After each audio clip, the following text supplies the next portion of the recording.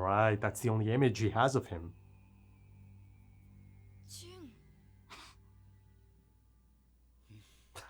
That sigh. Yeah, doesn't quite look the same anymore. You know, a bit scruffy looking, disheveled, but just as great. I mean, far greater now. Okay, chairman and release. Huh. Is that maybe a play on catch and release? Yeah. Oh.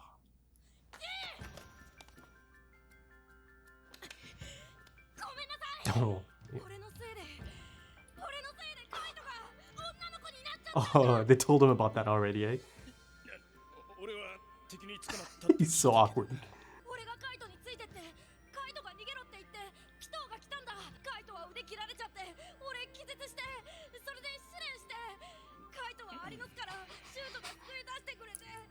But, yeah.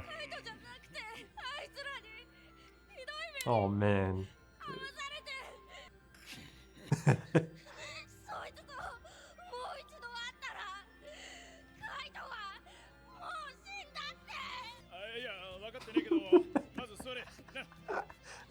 He's not used to this. Oh.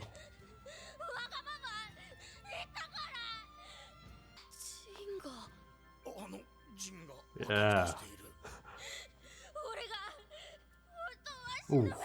There's that guilt again, man. Survivor's guilt. Ooh. Immediate shift. He did make the final call, of course.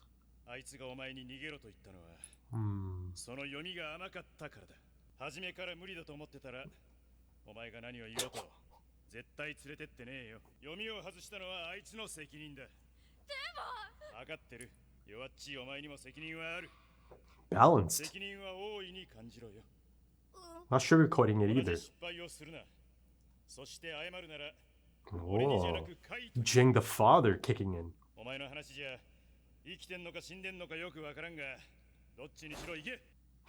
Now?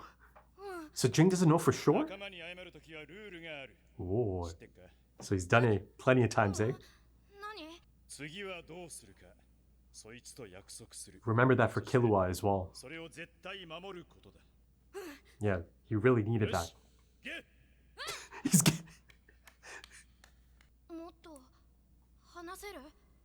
yeah, this doesn't officially count as the hunt. Surely not.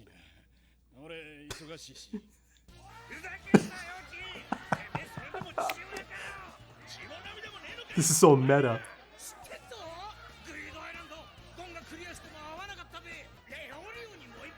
The goat.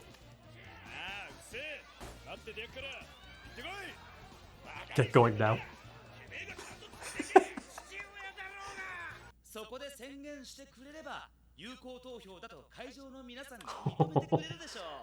Yeah. So, yeah, that's his friend, right? He knows him quite a bit.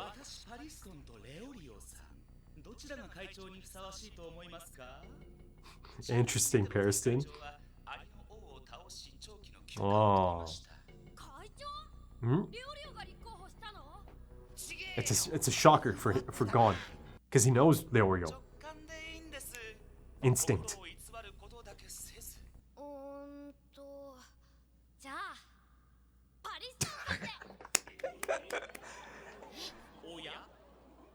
Yeah, look at this. Let's spell it out for the crowd.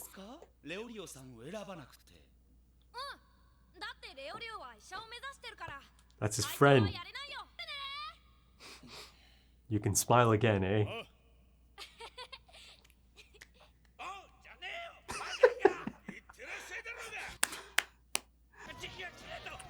Yeah. He would have loved this. Yep. Right? Ah, confirmation.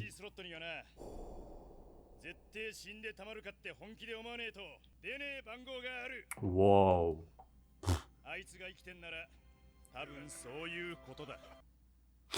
Those guys.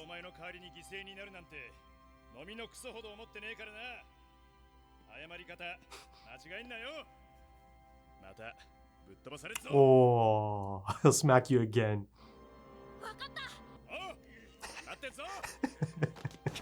Hey, he looked happy there, Jing. I'm happy, man. That's right, Gonkun. He thinks of you. Or at the least, he does talk about you. That's it? Let's see.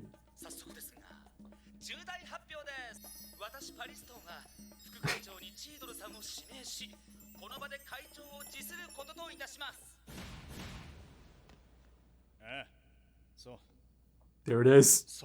Hey, got one over Jing as well. And that's that.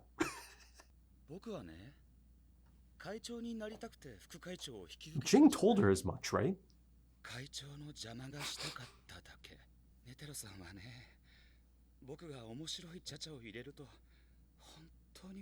Oh, you can hear it in the voice.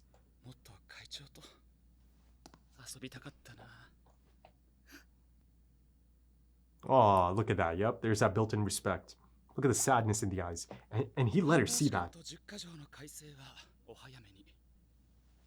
Oh, yeah.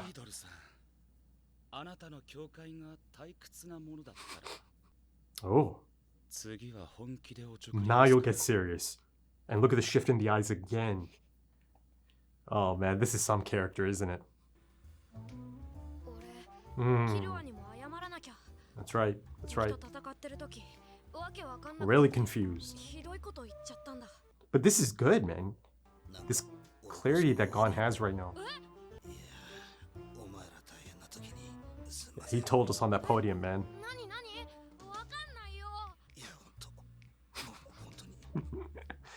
Yeah, and good guy Leorio. The showdown. Look at that. I think I spoke of this in the last episode. It should have raised a few red flags. Okay, good. Good. True. So that has to be for the computer, Miluki, right? Okay, let's go step by step. It's all checking out.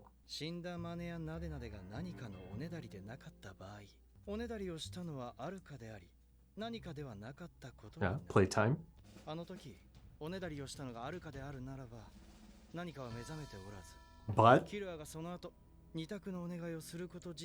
But he was able to do it, right? Good. Good stuff, man. Illumi.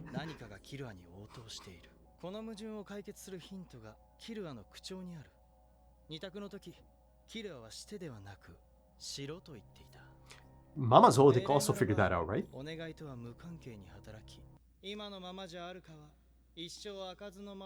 Illumi, give it up.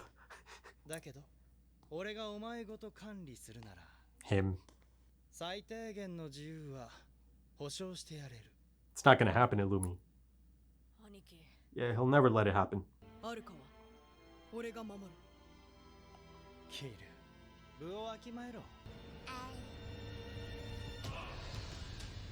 I mean, they know about that now for sure. Oh, that looks great. He's quite patient, isn't he?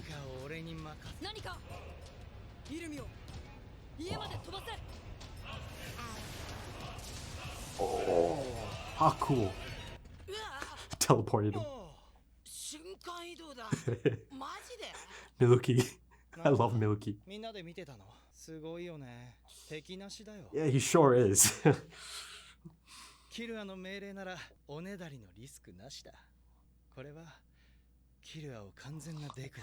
Oh god, he'll never stop.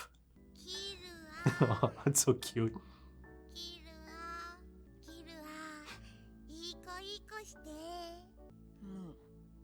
Whoa. I didn't think of that. That he'd be taking an approach like that. Oh. That's real, man. Those are bonds. Makes it really difficult.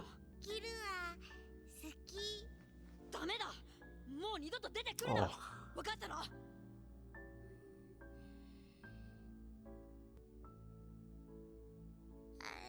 Oh. It's as if, Illumi's still manipulating him. Oh, Even without the needles. Just the danger of it, Lumi, right? The risk. Yeah, that's gotta sting. He didn't want to do it. So there's Oni-chan and Aniki. Oh.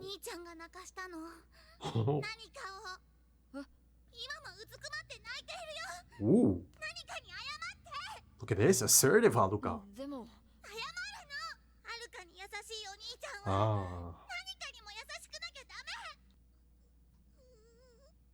Still adorable, but...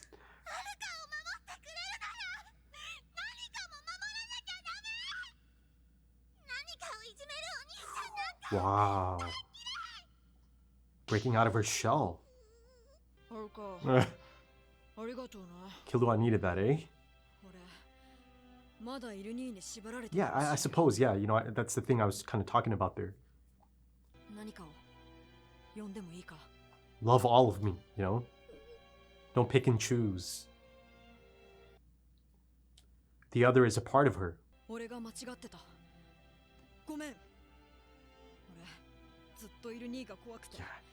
Yeah, Lumi's like that, man.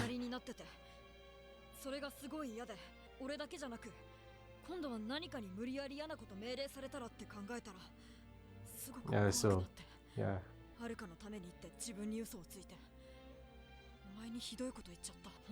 Yeah, that was heartbreaking to see. Nanika. Oh, look at that. A push to think outside of the box. That should be quite effective, right? No one else can...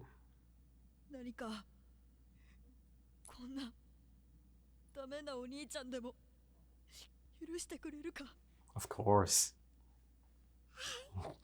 Oh.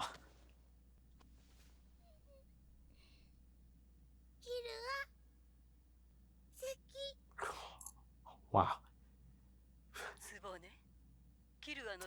Yeah, because there's no danger anymore, right? Oh. Yeah, it's like that. Wow. Yeah, that flew by, man. It's beautiful stuff. So that's episode 146 out of 148. Yeah, man, this is kind of a strange feeling now because, you know, even by the end of this episode or throughout this episode, a lot of things are wrapping up, right? A lot of loose ends and, you know, ongoing arcs or mini arcs. You know, the election arc essentially wraps up in this episode. You know, there's a new chairman, and, you know, indeed it ends up being Cheeto. Anyways, so yeah, it just has a strong sense of, I don't know, man, just closure almost. You know, the bittersweet kind, for sure, because, you know, you see by the end of it, Killua most definitely has his purpose in life as well, right? For the foreseeable future, at least. And, you know, once upon a time, or maybe not even once upon a time, it wasn't even that long ago, but, you know, after the Hunter exam, you know, Killua accompanied Gon back to his hometown, you know, Whale Island. And there, you know, he decided that, okay, for now, you know, he'll follow Gon, you know, on Gon's journey. And of course, you know, Gon himself is also essentially reaching that point at this point. But, you know, I'll come back to Gon in a bit. But yeah, Killua, right, at that point, he decided, okay, until I find my own purpose in life. And at that point, you know, he couldn't even remember Aluka because of the needle. He just decided, okay, for now, let me just go help Gon and let me see, you know, how things play out. You know, it'll be a good experience. You know, he is a friend of mine, more than a friend of mine. You know, again, I really do believe these are soulmates. Yeah, but now it's really quite concrete, isn't it? This is Killua's purpose in life, right? To protect, to look after, to be with Aluka and the other, both of them together, right? One and the same, essentially. So yeah, you know, there's this lingering sadness now, you know, because now it's like, oh my God, even like this election mini arc thing is wrapping up at this point. And yeah, just the 2 episodes left. And I mean, the setup is there essentially for the last 2 episodes. You know, immediate follow-up appears to be perhaps Gon going to Kite, you know, this Kite. I get a bit of insight. I gain a lot of actually significant insight from the source itself, Jing, the one who is, responsible for teaching him his techniques.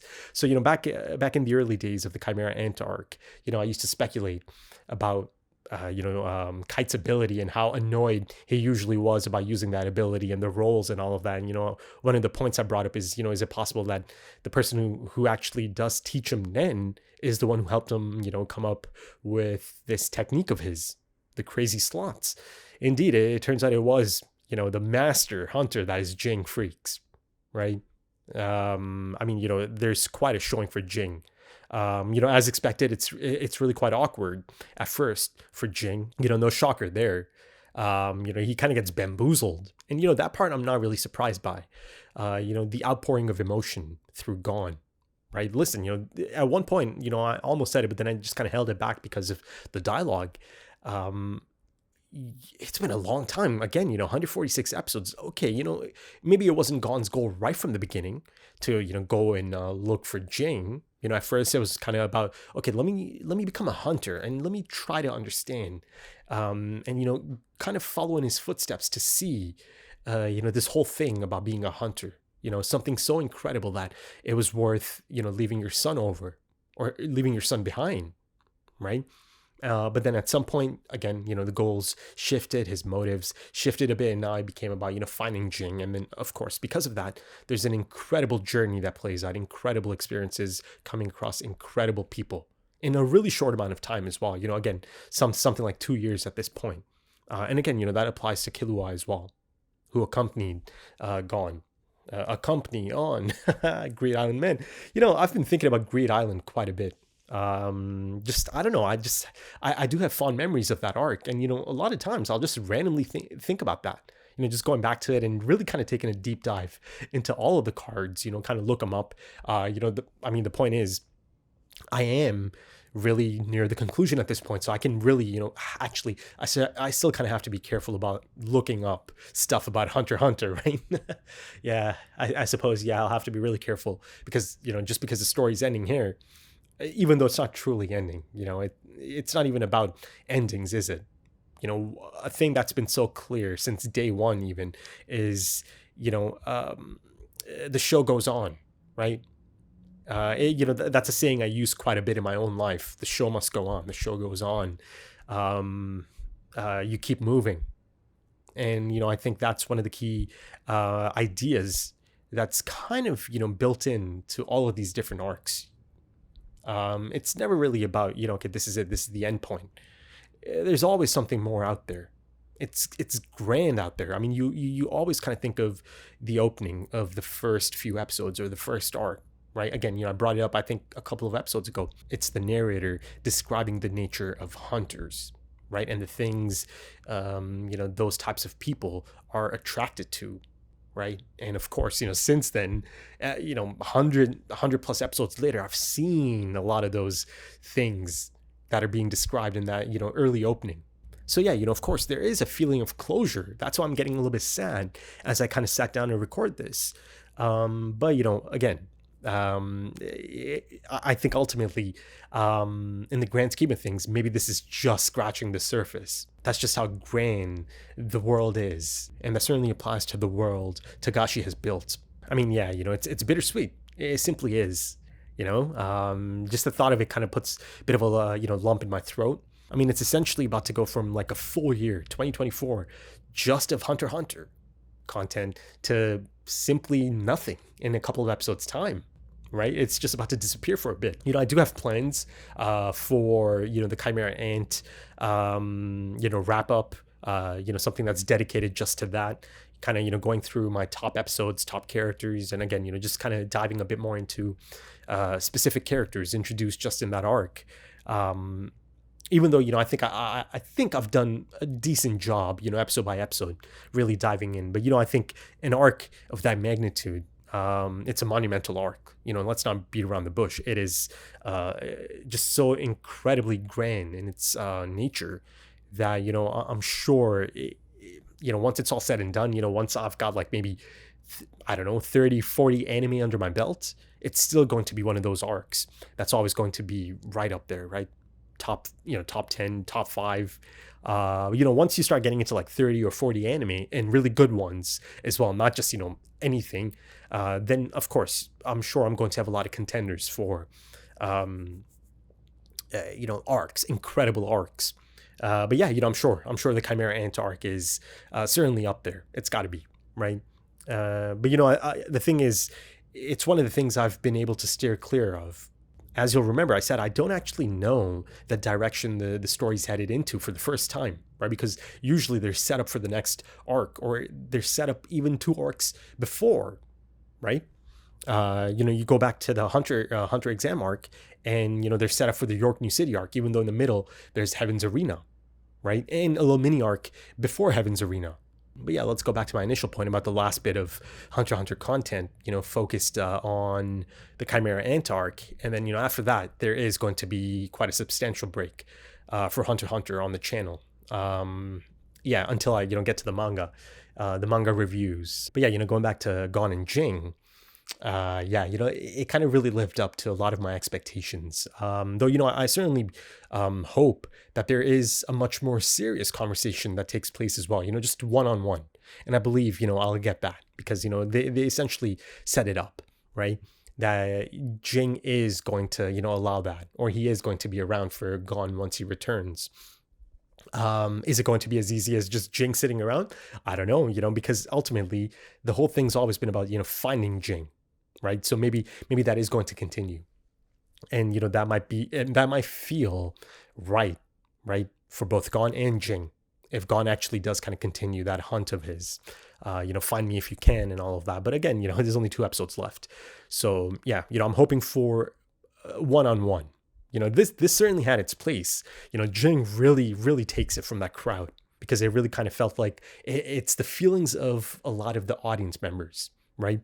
Sure. I can certainly agree with plenty of these, allegations against Jing being a terrible father, or, he's not doing his part. He should be a bit more, loving and all of that. Don't try to get rid of Gon already and all of that. Right. I get that. But, as you know by now, I like Jing as a character. I just do, because it is a really intriguing character. Right. He's not the greatest father. You could tell he's just not built for it. Though, you see the moment he realizes that Gon is actually holding on to something that is just, objectively wrong, right? Taking the blame upon himself, or, claiming that it should have been him who died and not Kite, right? Kind of like it had to be one or the other, and, it should have been me, not Kite in my place. Jing felt the need to immediately just, forget about all of these, awkward, reactions and his attempts to, make him calm down and, so he doesn't, continue making a scene or draw attention to them. But again, that was going to be impossible. That was one of the talking points. He's going to have to do this in front of hundreds and hundreds of hunters. Right. And the whole auditorium essentially knows he's not the greatest father. Right. And some of them have a real go at him. But, ultimately, listen, it's Jing freaks. You don't want to go up against him. And yeah, he tunes them up, a bunch of them. But yeah, the moment he heard that Gon is actually just plain wrong about this, and, he's beating himself up over it still. Right. After going through something really quite damning. Right. Again, essentially offing himself, back in the Chimera Ant arc, he still holds on to that. But, the thing I really liked here and I'm really impressed by is you see, Gon does have that clarity about him as well. He is able to think now, because again, a lot of that's been lifted from Gon, right? This healing session essentially lifted a lot of things. Right, it expelled that covenant, and again that the other term, restrictions and conditions and all of that. It lifted that, right, and it took quite a bit to lift all of that. But I think it lifted quite a bit from his mind as well. Again, like I said, clarity. He understands that he simply acted in a stubborn manner, that he was really quite again, stubborn, with Killua as well, and that he truly feels apologetic, and he owes Killua an apology. He feels that, right? He tells Leorio as much in the cab. So of course, there's that reunion on the horizon as well. Just the 2 episodes left, so it's got to be either the next episode or the final episode. I'm hoping it's in the next episode, or maybe not. Actually, immediate follow-up, like I said, it feels like he is going to go see Kite, right? The new Kite, that is, but it is meant to be Kite. But yeah, as far as reflection is concerned for Gon, I'm sure there's more of that to come, right? Quite a bit more of that to come, perhaps. And, that's one of the reasons I felt that, and at this point, you can kind of even see, right? That, yeah, indeed, perhaps they are going to split up for a bit, right? Like I said, they made it really quite definitive that Killua certainly has his purpose in life now. And, that's kind of been at play since the beginning of this arc, since he goes back to the Zoldyck estate and retrieves Aluka, right? Now that he remembers her post-Needle. And, in terms of tying up loose ends, or again, the natural conclusion to many of these things, the whole Aluka and the other granting, wishes aspect of it, that's been wrapped up as well, for now at least, right? He straight up just tells her, or he asked her, don't listen to anyone else, right? Don't listen to wishes from anyone else anymore, right? That should take care of it. At this point, it's only Killua, and Illumi said as much. That's amazing. He's invincible at this point, And yeah, much like Illumi, I really kind of felt like, oh, okay, Killua's got this OP ability, right? But the thing is, that's not even the right way to look at it, because Killua's not like that. The whole point is, and he even told Subane and Amane as much, right? Please don't make me give Aluka a command. I don't want to use that. I don't want to, ask for things. But in this case, I'm going to do it if I need to, if you don't give me a bit of time. Though, of course, you see Subane still kind of stays within distance. It is part of her job, I suppose, so Mama Zoldyck can have a look in, and she certainly gets a look in, Mama Zoldyck is a mother after all, at the end of the day. And, there's this tight shot of her face as it, pans in as well. Sorry, not pans in, zooms in. You see, it is affecting her, seeing this at play, seeing, Killua specifically. She's always so proud of Killua for the things he does, even if it is scratching up her face, marking up her face, or, giving Aluka or the other a command, the two option wish that Illumi just really is on top of, right? Illumi, and both Miluki and Illumi really had a grasp on the rules and the wishes and the requests. They dedicate a lot of time to all of that. There's a full episode, or at least the opening of an episode, dedicated to Illumi describing the whole thing in great detail to Hisoka, right? So he had a strong grasp on it, but he felt that there's a few things that don't quite add up, and by the time he approaches them, approaches Killua and Aluka, and of course Subane and Amane, he's got it figured out essentially, right? And that's one of the reasons he was so excited in the last episode, right? This belongs to me. That's how excited he got. And again, I saw something really out of character, or something really quite rare, him just having this moment, right? Again, reminiscent of Hisoka in that forest in the Hunter exam.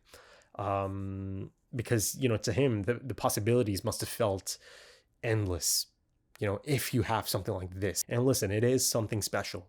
It's beyond special. This is, at this point, I feel like I think it's safe to say that this is essentially magic, It just feels a bit too far removed from the Nen conditions and abilities I've seen. This is straight up just granting any wish, teleporting Illumi back home, healing Gon from something that seems like it shouldn't have been possible at all. That was the only way Gon was going to be healed.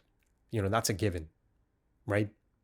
That's it. If Gon didn't have that, that's that, right? Gon is going to be in that state, or he's going to pass on, really soon. Again, given his condition, his physical condition as well, right? Almost looked mummified. Just bone, skin and bones, essentially. It's a jarring sight. It really is. but yeah, look at that, you know. So I'm really leaning towards this being something, something really different. And that's not even really speculation. Right in the beginning of this arc, you have someone like Silva saying, that thing is from somewhere else, right? It's almost as if they're telling us right in the beginning, and it's Silva Zoldyck. Silva Zoldyck is resourceful. He's a head honcho and all of that. Though again, I'm surprised that red flags didn't go off in his head after, again, the play acting and all of that, the play time. He just assumed, okay, these are the requests. He just played dead. And that's that. But, Illumi certainly caught on to that. That, okay, something seems off here. I mean, essentially, Illumi used a lot of the new information he got as well, just from the recent encounter in the forest. Killua actually told them something quite significant. The difference between, Aluka being in control or awake, or the other being awake, right? And each one kind of, one calls him Killua, right? That being the other. And then Aluka calls him Oni-chan, brother, right? So, I've noticed for some time now, but I'm just kind of voicing it now. I've noticed that, Killua calls Illumi Aniki, and yeah, Aluka calls Killua Oni-chan. So I guess it's kind of like Illumi's a much older brother. I don't know the age gap, so maybe it's a bit more respectful to say Aniki. I'm sure, someone is going to clear that up in the comments for me. But going back to the other, yeah, I mean, there's some heartbreaking stuff in this. Killua felt, maybe this is the right approach, and this isn't an approach that he really wanted to take, but he felt that he has to take. He's kind of left no other choice. Again, there's a lingering fear of Illumi. Illumi is someone who's not going to give up, right? He's even more motivated now after he gets teleported out of there to get a hold of this and get a hold of Killua once again, control Killua once again with the needles. I mean, even without the needles, he's so manipulative, right? He still kind of has a fear factor about him, and Killua, in an attempt to just protect the other, if you're just kind of hidden away for good, then no one can misuse you or your abilities, your incredible abilities.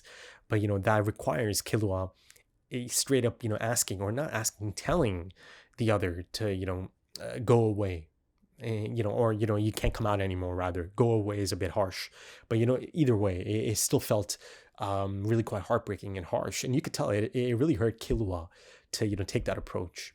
And to see the other just, all confused and teary-eyed, it's incredibly sad to see that, because you see in this episode for sure, I've always felt this, but in this episode, it's made crystal clear that the other, right, not only respects Killua and cares for Killua, the other loves Killua, really truly has love for Killua. And that's all because of Killua's nature from that, from an early age, right? He's always been there for Aluka and the other. And he's the only one who's always, looked out for them. The thing is, some of those expressions, those really sad expressions on the other's face, they really reminded me of WALL-E, the Pixar film. Some of the I don't know, the noises, and again, the expressions. To me, I don't know, I just kept thinking about WALL-E in that moment. And yeah, the thing is, if I go back and think about that first flashback, it was so unsettling and just jarring and creepy in its presentation anytime, again, the black-eyed other took over, right? But, even by the end of that episode, you see that it's not really truly insidious in nature, right? I believe it's the end of that episode, right? Actually, yeah, it might be the episode after that. It shows Killua taking a bird, right? Again, it's a flashback, but Killua taking a bird to Aluka, and the other heals the bird right after touching it. And, there's a beautiful shot of both of them just smiling. But, I think one of the standout character moments that actually kind of, gives Aluka a bit of development here is that, once, Killua has made the request, or he has asked the other to not come back out, Aluka shows up, right? But Aluka is heated, that expression. I mean, the thing is, Aluka's so damn cute that even though she's just really quite angry at that point and heated and frustrated, you see just a drawing of it, right? That face and the tears and the cheeks and the expression on the face is just incredibly adorable. But still, I really appreciate that. That Aluka is given that moment, right? Aluka is really, quite stern in that moment, right? Quite assertive, really quite assertive. And, this is someone she cares for most, or cares about the most, or someone who cares about her the most, right? Her big brother, Killua. Yeah, she feels really quite strongly about this. You can't treat the other like that. If you're going to love me, you have to love Aluka. Sorry, you have to love the other the same. If you are going to protect me, you have to do the same for the other. You can't pick and choose, right? You've got to love all of me, and all of me includes the other. But again, I hope it doesn't come off as, I'm saying that Killua is making a choice here. The choice he made is a difficult one, to send the other away, because, he's afraid, and he's trying to protect the other from being abused, or, the abilities being misused, right? Especially, because, again, Illumi has really latched on to all of it. But yeah, I really, listen, I'll be honest, Aluka, and again, the ability aspect of it, of the other, I'd say, that thought of it feeling like a plot device has, it's certainly been in my mind. It has. But, I'd say maybe over the past few episodes, and especially this episode in that moment, it kind of almost cooled that down a bit, right? But listen, here's the thing. At the most basic level, does it feel a tad bit contrived that, Killua happens to have a sibling who can do this, who can heal Gon, right? Yeah, sure. I think that's a fair assessment. I'm sure many have thought of that. It has been lingering in my mind, of course. The idea of the missing Zoldyck sibling has been there for a long time. But, this aspect of it, the wishes, especially, Killua specifically, who is just exempt from all of these, intricate rules and, cause and effect chains that are essentially put into motion anytime, a request is made or not, filled, or a wish is made, and all of that. None of that applies to Killua. But, that's just at the most basic level. Maybe it feels a tad bit contrived, right? That it was kind of written, or one of the reasons it was written, or this character is written, partly as a plot device as well, perhaps, is, again, maybe to bail out Gon and, kind of bring him back into the story. But the thing is, there's more to it, right? If you go beyond the basic level, you have to look at, why exactly Killua is the one who is exempt. And I think, Togashi has done an excellent job here of showing us, why exactly Killua is the one that's exempt. It's because years and years of care and love that he's had for Aluka, and of course, the other as well. You go back a few episodes in that forest, he really defended the other, to the point that he straight up told Illumi, if you're going to continue, disrespecting the other, right, Nanika, as they say, I'm going to stop considering you a brother, right? And that's quite the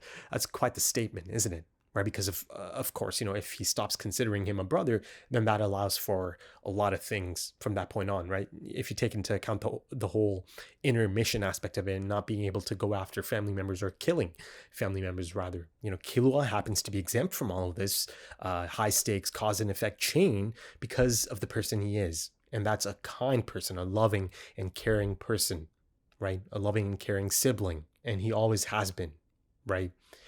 Even if they try to manipulate him and control him through needles and all of that, I think it's really quite simple to see. I mean, it's clear to see that Killua's arc has been one of the strongest arcs of this entire anime, of this entire story, from day one to now.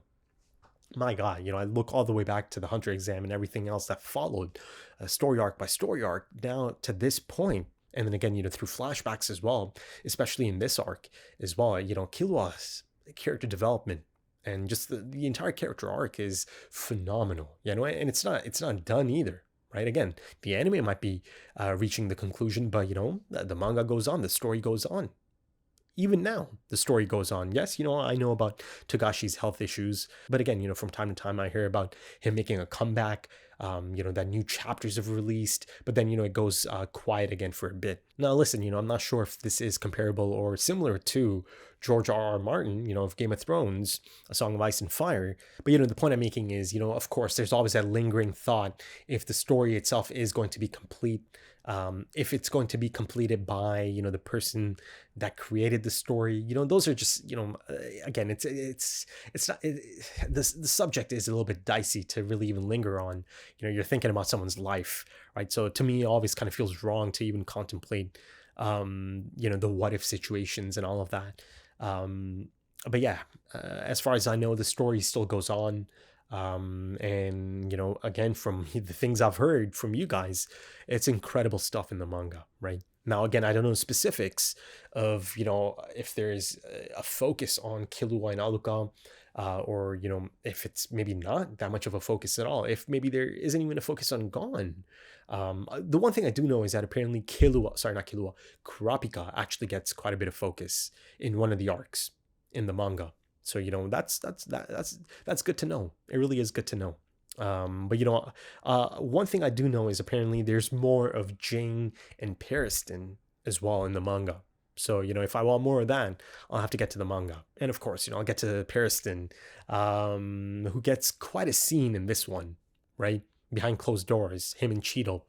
You see, I mean, he's opened up to Cheadle. You know, Jing opened up to Cheadle, because, you know, Cheadle is proud, or at least combative, and you know, she's not the type that's going to let people step all over her, right? She demands answers. And of course, you know, from her perspective, it doesn't feel good that she's been kind of, I don't know, it's almost like a mockery from her perspective, right? And yeah, she's the chairman, but you know, do you want to be chairman like that? Right? I mean, she'll continue. You know, I'm not saying she'll like give it up or anything, but yeah, you know, from her perspective, it must have stung. And you see, she follows Periston into the hall. And you know, of course, Pearson's big move, you know, after becoming chairman, immediately resigns. After, of course, you know, making Cheadle the vice chairman, so she can immediately just kind of take over. And it does kind of follow that tradition, doesn't it? You know, you had Nethero, who had Periston as his vice chairman, and you see just how much that actually meant to Periston. You know, I've always felt that, of course, you know, Periston must also have some kind of respect, a built-in respect for the late Nethero, just like he has a built-in respect for his biggest enemy, Jing, right? Who he actually shocks and bamboozles as well. You know, Jing couldn't see it coming, and Jing essentially sees everything coming, right? Though, of course, you know, one thing he did see coming, but he could not avoid, and that was Gon, right? Coming at him. He got bamboozled by that, and that's the reason he said, oh, this is bad. You know, once he finds out they're going to be locked in. And, you know, of course, locking them in guarantees the 95% plus participation. And of course, in a bit, I'll return to Aluka and the other, and Killua and Illumi, because there's still much more to say on that. But for now, let's stick to Periston, right? The provocative Periston.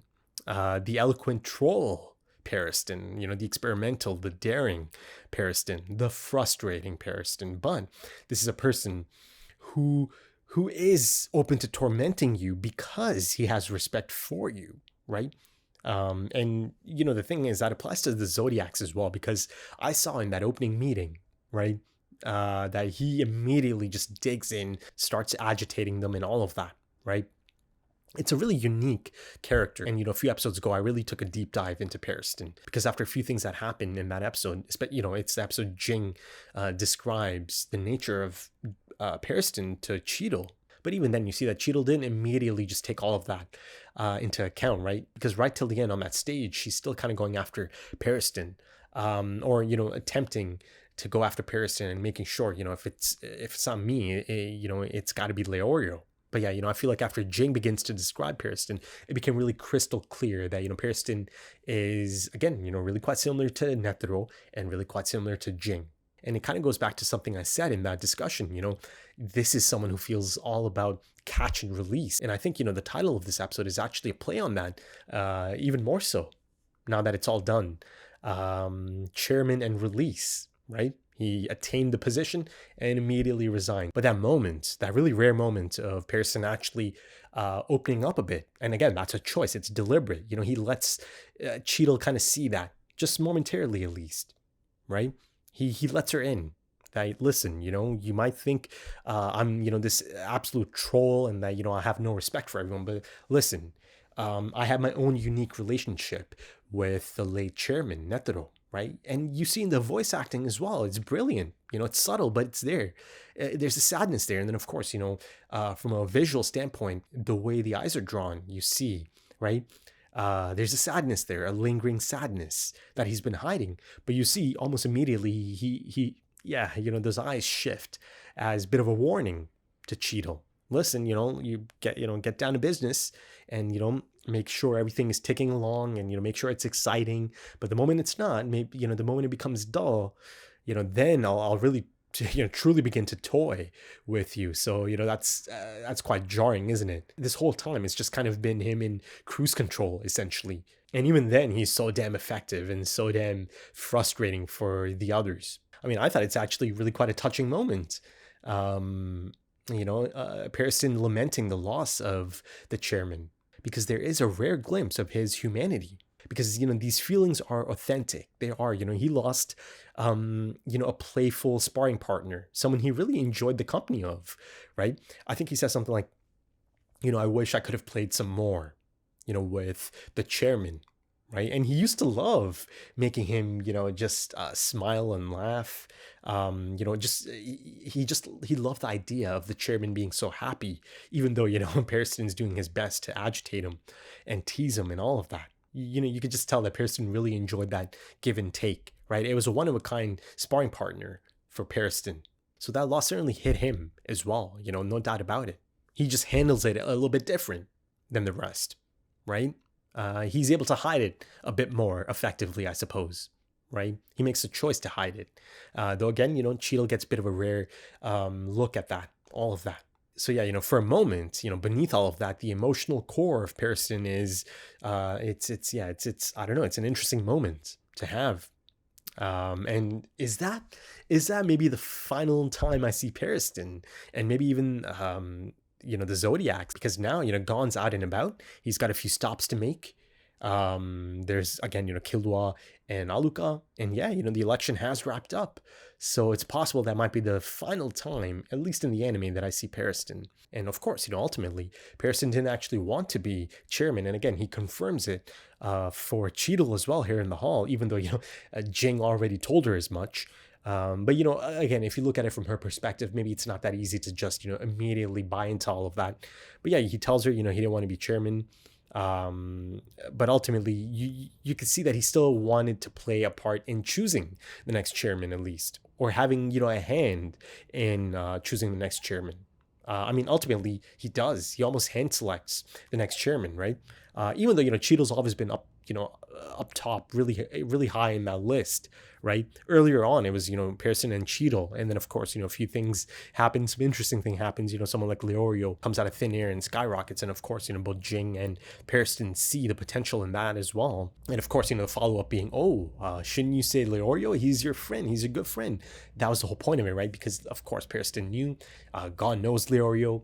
And, immediately as Pearson thought, Gon's surprised by the whole thing. And he knows Leorio's goals and motives in life. So, to Gon, it's such a foreign idea, right? That, Leorio, he's going to give up on that dream to be a doctor. And, Gon knows how much that means to him. To, give up all of that to become a chairman of the Hunter Association. No. That doesn't sound right. So from his gut, from his heart, instincts and all of that, he felt that, yeah, Pearson's the one. And he said it, right? And again, followed up by, speaking of Leorio's motives and all of that. And of course, at that point, from Cheadle's perspective, it just feels like an absolute defeat, just complete defeat. So if I am understanding this correctly, he resigned as the chairman, and of course he's not the vice chairman anymore either. But I suppose he's still part of the Zodiacs, right? Yeah, I'm just going to go ahead and assume he is. But let's go to the top of the episode, because there's quite the setup in the conclusion of the last one, and it's Gon finally seeing Jing again, and this is quite the follow-up. And I thought it's such a real and authentic depiction of this panic-induced urge to explain everything as quickly as possible, right? It's that feeling of having it in your head and just wanting to get it out as quickly as possible, right? All the different details and the intricacies of how things played out, and you see Gon is just breathless. It's almost as if he's just throwing it all up, right? And yeah, it is emotional because it's a mix of everything, right? Yes, he's explaining, the really challenging time he had throughout all of this, but he's also seeing Jing for the first time. That almost kind of it takes a back seat in all of this, right? Because it immediately kind of handles Gon's feelings about the whole thing. Or, it's you see Jing is trying to or attempt to handle all of that. But you see he tears up, right? Once he realizes that's Jing sitting down there. I think that's a combination of the two things, him, really wanting to explain himself to Jing, how he feels that he caused all of this and, got Kite killed and all of that. And then, of course, finally seeing Jing in person as well, right? He's thought of this moment for a long, long time. And yes, I like how it's not really quite ideal. It's realistic in that sense as well. It's a chance encounter or things just kind of played out. So they meet here. Yet again, by the end of it, it feels like, yes, they are going to have a proper, one-on-one as well, most likely. But yeah, this urge to just lay out the entire story for Jing, right? As soon as possible, as quickly as possible, right? Because, there's that immense lingering guilt and embarrassment of it all, right? Even after he's been healed, that, of course, that remains, having to face Jing after all of that. Listen, of course, I'm sure, there's opinions of Jing that, Gon shouldn't care about Jing or, he shouldn't feel embarrassed about facing Jing, given how the type of father Jing has been to Gon. But, I still see, why exactly Gon might feel like this, right? Jing is, more so than maybe looking at Jing as a father figure. You see that Gon still he does look up to Jing. There is something about Jing that kind of gave Gon that drive as well, right? And then of course, he comes across other people that kind of help him learn a bit more about his dad. Be it Satotes, who looks up to someone like Jing, be it Kite, right? That's a significant character, first circle character that came into this series, into this story, into that arc, Chimera Ant arc. That proved to be quite a significant piece of the puzzle, essentially. And, for that reason, I really kind of felt that Kite's death should have been definitive, should have been kept definitive. But, going back to that idea that, maybe Gon doesn't owe anyone anything, and that maybe includes Killua. He doesn't owe Killua an apology or anything, that he doesn't have to explain himself to Jing. Yeah, I can see how people might think that. But listen, you have to accept that Gon actually wanted to do this. He wanted to verbalize these things to Jing. And he strongly feels that he owes Killua an apology. And yeah, I do believe he owes Killua an apology, right? There's nothing bad about it. I think that's one of the standout moments of this episode, or components of this episode. Gon really truly understanding that, yeah, I messed up a bit, and I think, I'm really quite lucky to be here now, and I'm going to learn from this. That's the feeling I got from this, right? That Gon feels like he is going to learn from this. And you see Jing certainly implores him to learn from this and do things differently and to make a promise to a friend that, you'll definitely do things differently. And, be true to that. He needed that. And Jing understood that Gon needs a bit of guidance. So I think, part of this release must have felt quite cathartic for Gon, at least to, just get it out of there.